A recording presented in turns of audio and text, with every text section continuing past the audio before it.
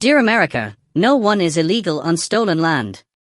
Dear Americans, let's begin with a truth that many find uncomfortable, but none can deny. The United States of America is a nation founded on stolen land.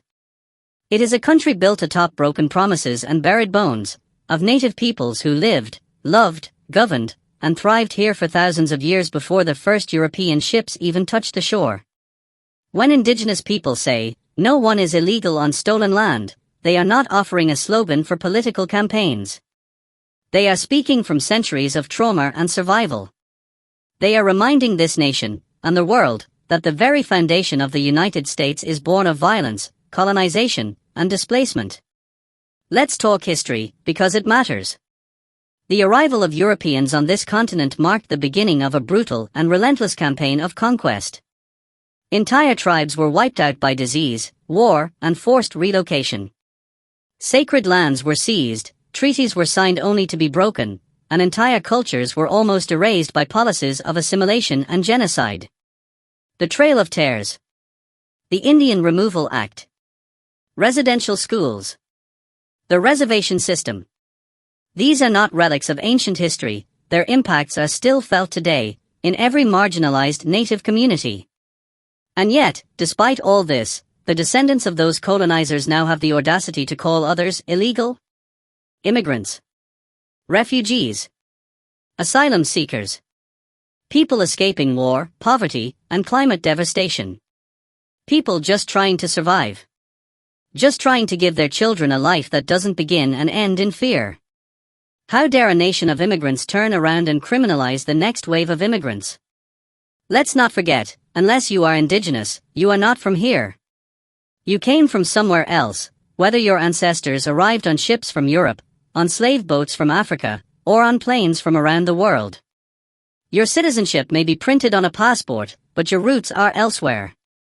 America loves to celebrate the story of the brave settler, the pioneer, the pilgrim who left everything behind to build a better life. But when today's immigrant does the same, crosses deserts, flees gang violence, escapes political persecution, they are called invaders. Criminals.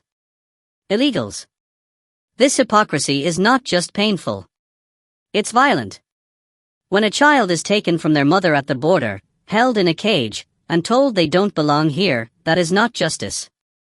That is state-sponsored cruelty.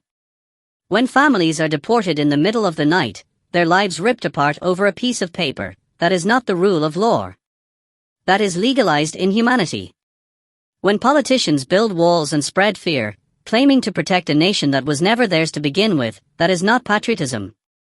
That is white supremacy in a suit. Let us remember the Statue of Liberty does not say, "Keep out." It says, "Give me your tired, your poor, your huddled masses yearning to breathe free." But maybe America has forgotten what she once promised. Maybe she never meant it to begin with. So let us rewrite that promise. Let us lift the voices that have been silenced, the indigenous, the immigrant, the refugee, the undocumented. Let us stand together and say, no one is illegal on land that was taken by force. No one is illegal for seeking safety. No one is illegal because of the color of their skin, the place of their birth, or the papers they carry. Borders are political constructs. They were drawn in ink and blood. But humanity is universal. It does not recognize walls. It does not care for barbed wire or immigration quotas. Humanity is what binds us. And so, to every migrant, you are not a threat. You are not a problem to be solved. You are not a number.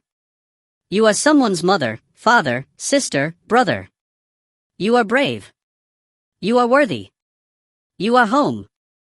To every American reading this, the land beneath your feet is not yours by birthright. It is borrowed. It is sacred. It carries the memory of peoples who never gave their consent. Honor them, not with empty words, but by demanding justice for those still being displaced today. And to the government that dares to call people illegal, look in the mirror. This nation is built on migration. On displacement. On dreams. You can't erase the past, but you can stop repeating it. We end with this truth. America is not full. It is just afraid. But we are not. We believe in a future where borders do not define worth. Where dignity is not dictated by a passport. Where justice means more than control. It's time to choose which side of history we want to stand on.